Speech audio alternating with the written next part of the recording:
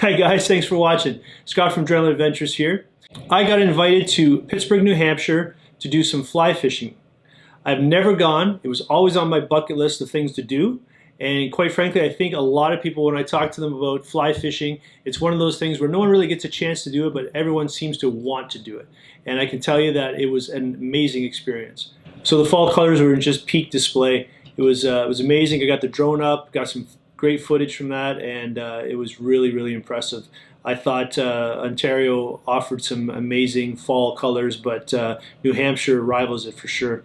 My guide Bill was fantastic. I can't say enough about him. He really made things easy. Not only did he make things easy, he's a passionate guy about fly fishing, you can tell, and he really knew his stuff and explained things to me along the way, which really I love learning, so it really made the experience that much better. So I hope you liked the video. And if you do, please give it a thumbs up. I really appreciate that. It helps with YouTube. If you haven't already subscribed to my channel, please do. More videos like this are coming up all the time, and I do my best to keep improving the video quality of my videos. Just one word of caution. Once you watch the video, you're definitely going to want to go fly fishing, so prepare yourself. You've been warned.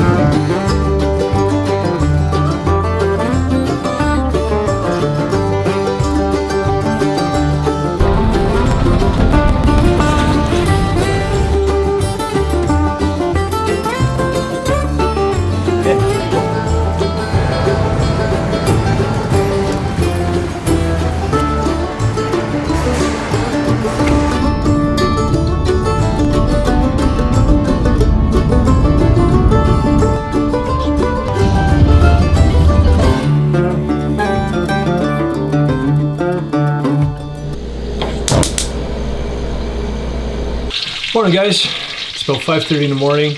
I'm at the cabins of Lopstick in New Hampshire. Just frying up some bacon. I gotta have some breakfast because I'm in a very rural area. I can't exactly run to a Tim Hortons and get a breakfast sandwich. So last night I stopped by a supermarket and grabbed some groceries on the way to the cabin here. So it's a full setup, full kitchen. And I'm gonna have some breakfast and get all my gear together, and I gotta get down to the guide shop. And my guide Bill is going to take me on a fly fishing tour, and hopefully we land some nice trout for you. Hope you enjoy the video.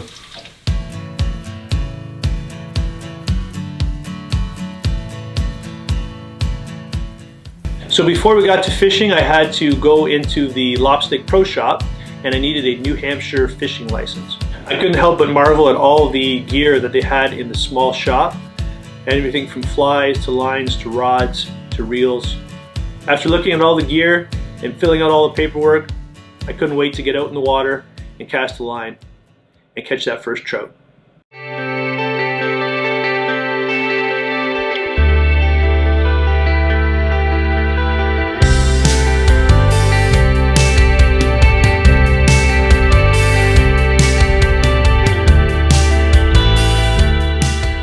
So what we got going on today is that we're going to be doing a double nymph rig. We're going to be going out and fishing for some trout and salmon, so we're going to be using a series of nymphs. So this one in particular is the Duracell jig, and then I'm going to have about 16 inches of 5X tippet, and then off the back of that I'm going to have a little beta submerger, little flashback betas. So now what we're going to be doing is we'll be fishing basically two different mayfly patterns. All right. At two different depths. So we'll set this up with a traditional couple of split shots and then a strike indicator on top. And we're going to go just work some of the pockets and some of the deeper runs, looking for some salmon and trout.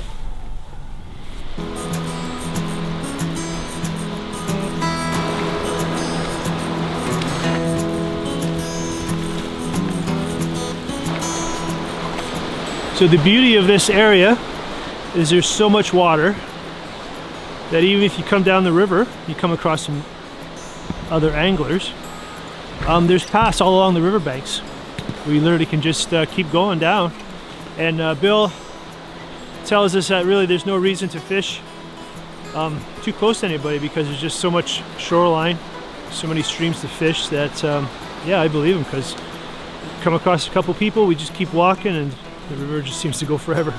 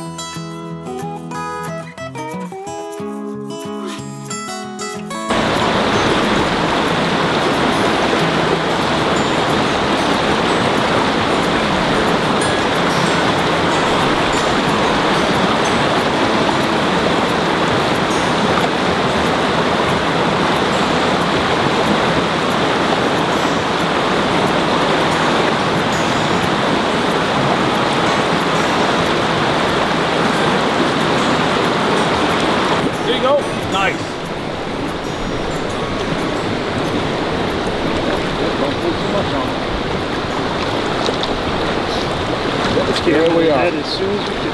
Stay right where you are. That's it. Just get his head up. Nice. That's what we're looking for.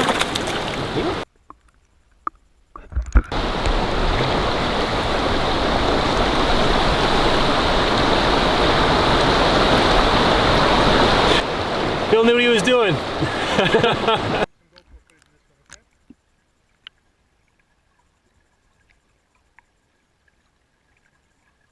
So just to give you an idea where that rainbow trout came from, I literally almost bounced the fly off that rock.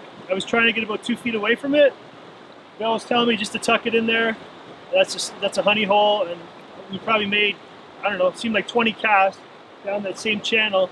As soon as I got to the one that almost hit the rock, it hit it right out of there. So they're you got to pretty much put it right in their noses. Bill, what were you saying? You got to force feed them. You got to force feed them. Yeah, you got to spoon feed them. They're not moving much for the flies today. The water's a little bit cold, so you just got to put it right there, and apparently they'll eat. So we didn't give him a choice on that one. Right? No, and he took that little Betis, the little guy right there. Nice. And he took it pretty much as soon as it hit the water. So Yeah. he was ready. Yeah, he was. That as soon as that one hit, he chopped down on it. Yeah. Awesome. Great. Cool. Well, it's time to get back and get another one. Yeah.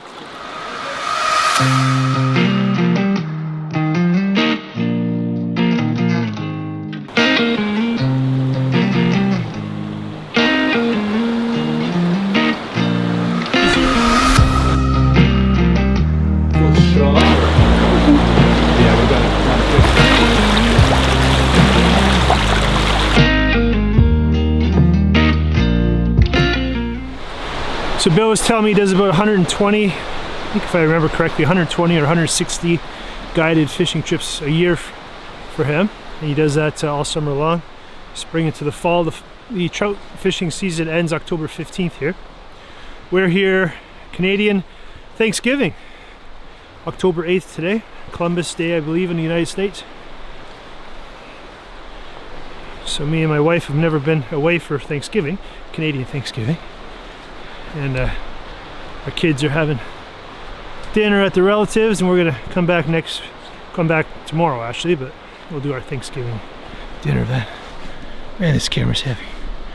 I gotta stop talking, I got lost, they took off on me. All right, I gotta put this away and find out where I'm going.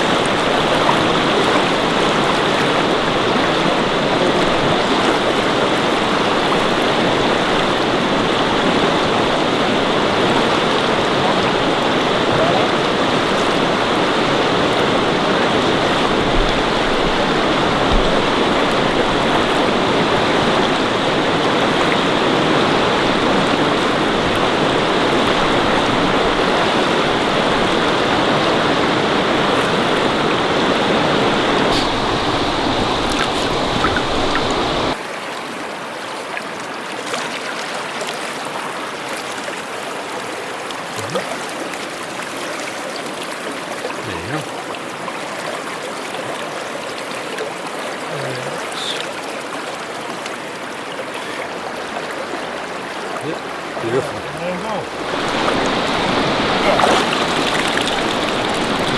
Cool, guy right there. Oh yeah.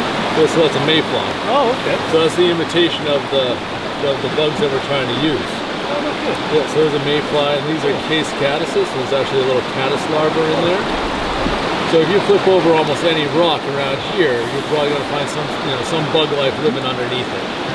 And so that's where, when those bugs come out from underneath the rocks, depending on, like I said before, depending on the type of bug that they are, Right. they may be living in the river for up to 3 years.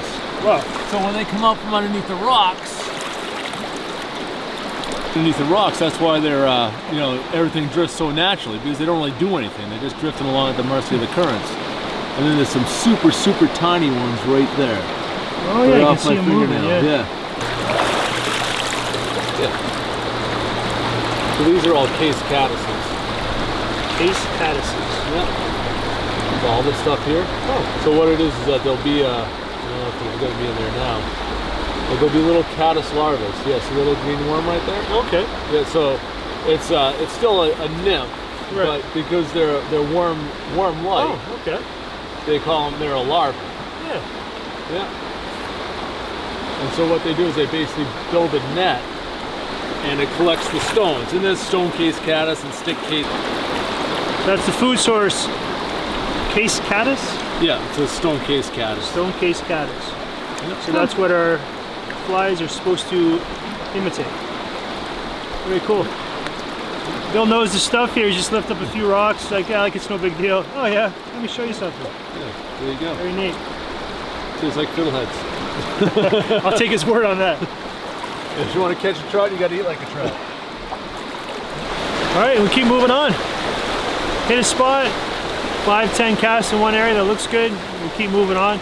Endless shorelines here on this river, so that's the fun part. I love exploring. I don't like staying still, so this is why it's just kind of fishing for me.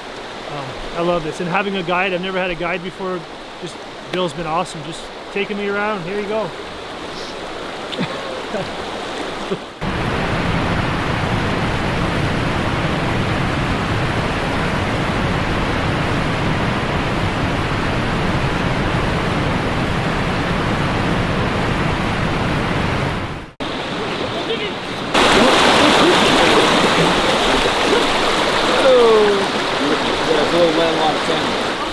Hey Trev, I told you I'd catch a landlocked salmon. I didn't say how big, but I told you I'd catch one.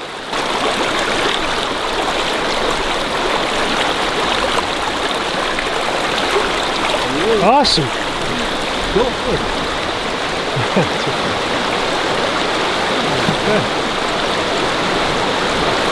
Well, that's a good indication of things to come. I was just getting ready to cast. My fly was just dangling in the water, and that little guy jumped on it. So hopefully there's more to come from where he came from.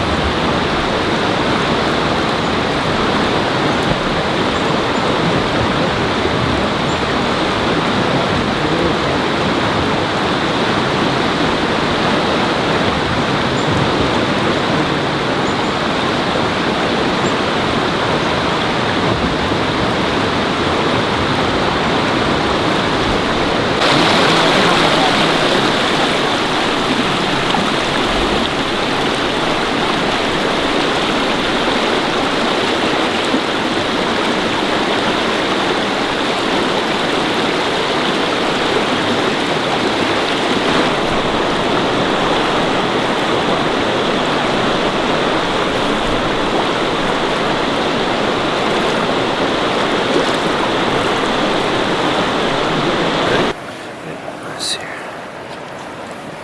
the fly right there? Right in the corner of the mouth, right where it should be. Yep. Great. Yeah.